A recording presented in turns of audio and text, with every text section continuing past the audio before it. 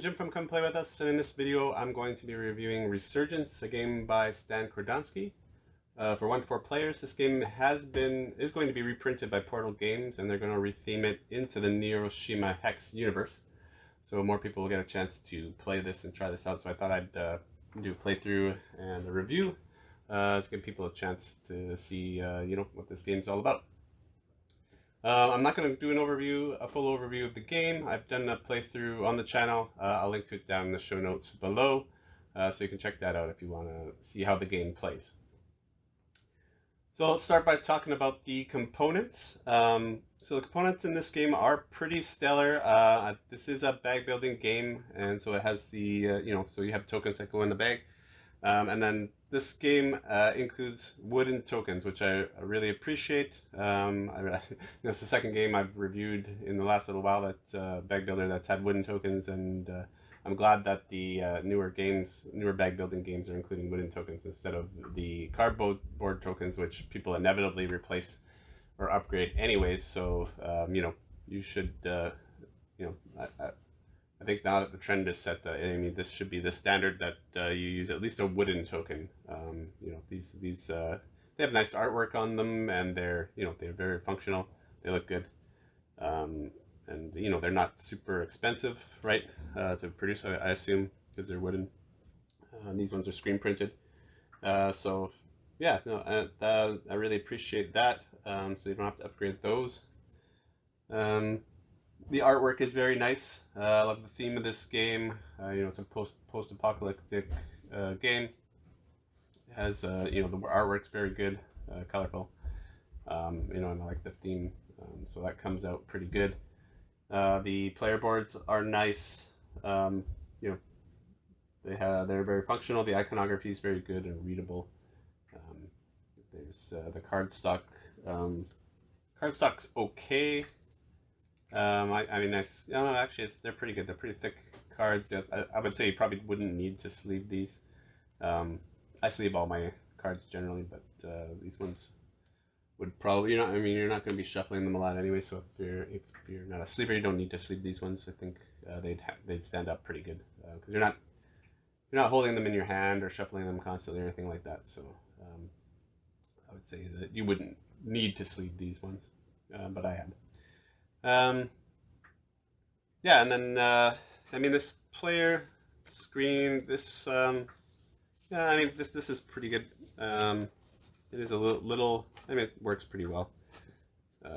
Once you kind of bend it out a bit. But yeah, I think overall the components are very good. The rulebook work is very functional. The rules are pretty straightforward. I don't have to look through this very much. Once you get the rules down, they're pretty simple. There's a nice icon reference on the back, and it was pretty easy to find things. They've got definition of all the different cards and all that kind of stuff. So yeah, I think overall I think the real book's fairly good. So yeah, so component wise, pretty good overall. Okay, so the mechanics of this game. So this has some of my favorite mechanics in it. It's got a combination deck builder, bag building, worker placement, and mission fulfillment. So a lot of different things, but they come together really nicely and smoothly. It all works really well together. There's different types of workers you can draft, and the worker placement spaces on the board. You can only send certain workers to those spaces, and then you also get a leader worker that can go to any space, and specialist workers, and then you get that can go to their specific spaces, or the laborer space, and the laborer is kind of like the lowest worker, the ones that you start with, and they can only go to laborer spaces. So I like how that works, and then you can draft these cards up here that give you a special power that you can use once a round. And then when you draft that card, you get a worker, the associated worker with it. But you can also draft the worker tokens with this worker space over here without drafting a card. So those things are kind of independent of each other, but depending on how you draft those things. So that works really well. I like the mission fulfillment. When you fulfill these missions, and I like the fact that when you fulfill these, depending on what type of mission they are, like where you fulfilled the mission on the map, they get slotted into a different row of your player board, and then your resource generation is kind of based on which missions you've fulfilled. So that's cool. I like how that works. That's a really neat way of engine building, and then thematically, all of the mechanics work really well with the game. Like you can you start with, this is supposed to be kind of your like home base here on your player board, and then but there's only one space available on it at the beginning of the game, and then you have to like clear rubble to make the better worker placement spots on your board available. That's really cool, and that lets you kind of do a little bit of engine building there to see, okay, which ones do I want to open up for my game? What strategies do I want to pursue? You can also level up your home base, so that's neat. And then depending on how far, you have to actually level up the third level before you can actually get points for they have goals in the game, and then to even score those gold cards, you have to level up certain ways, and then also leveling up to a certain amount will allow you to access to these advanced mission, which gives you more points. So it all kind of works together to push you forward to build your engine and score the points.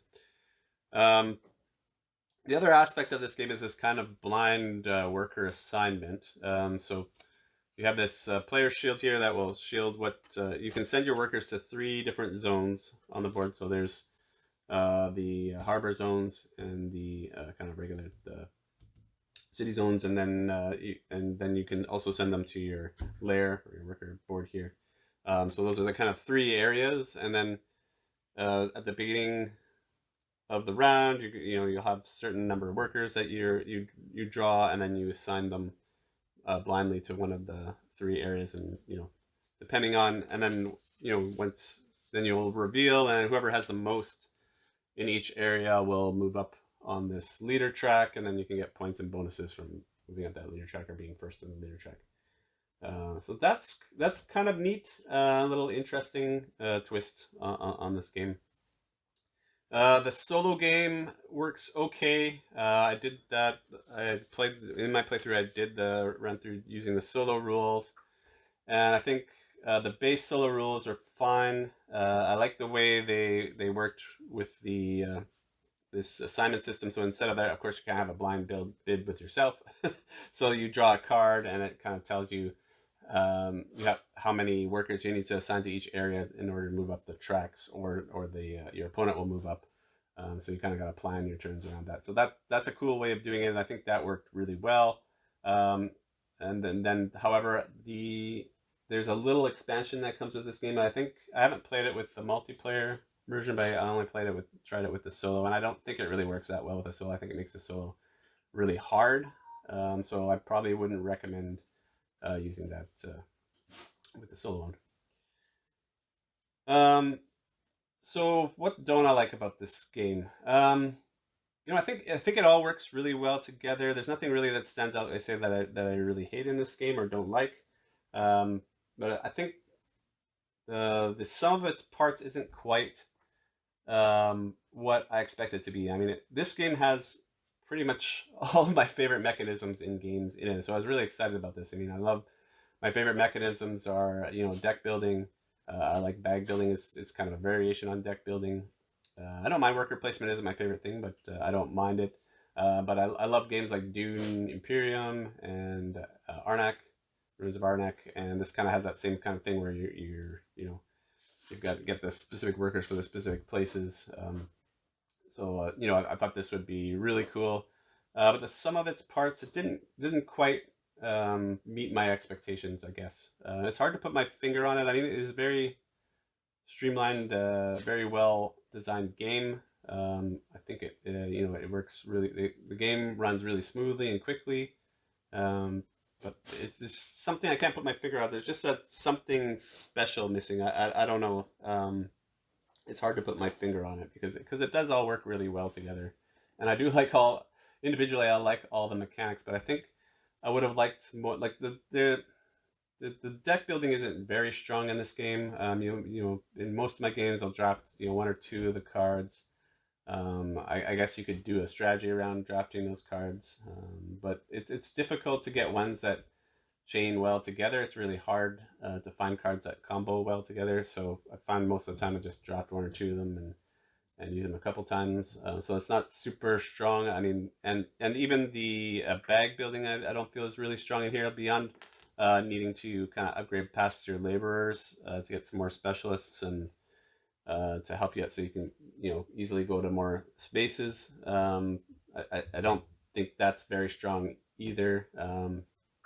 There's a little bit of pruning you can do in the game to get your laborers out, and then kind of finding the mix of which specialists you want. I guess that that's there, but it's not. I don't think it's super strong in the game. Mostly, this is kind of like a little engine builder.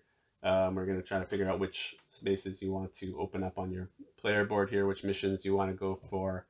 How to get the how to level up, when to level up your layer, and kind of which rows you want to build on, that kind of thing, and then how to manage your resources. So it's really a lot about resource management and kind of that engine building is kind of the real focus of this game. So and that way it's a fairly standard Euro with a really good theme on it. Okay, so what do I really like about this game? I think my favorite thing about this game is the kind of mission fulfillment system, and how the missions are tied to certain areas of the board, and also how that where the where they slot on your in your tableau kind of thing. So I think that's really what sets this game apart. Not really the combination of the bag building and the deck building, which is what I was hoping for. But I do really like this system. This is very different.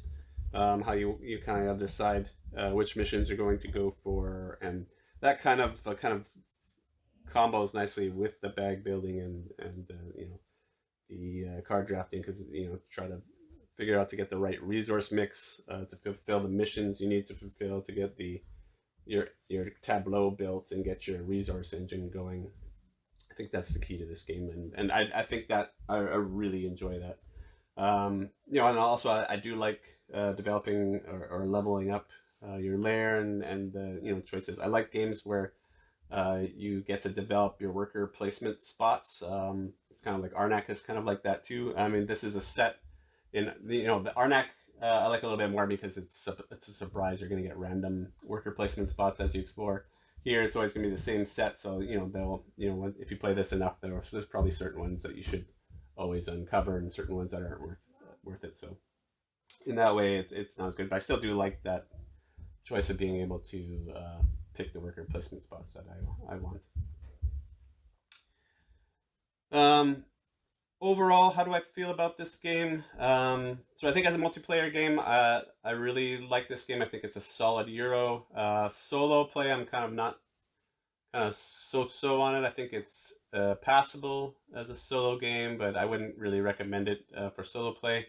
I think this at its heart is a really good multiplayer game. So my final score for this one, I've kind of flip-flopped on this one.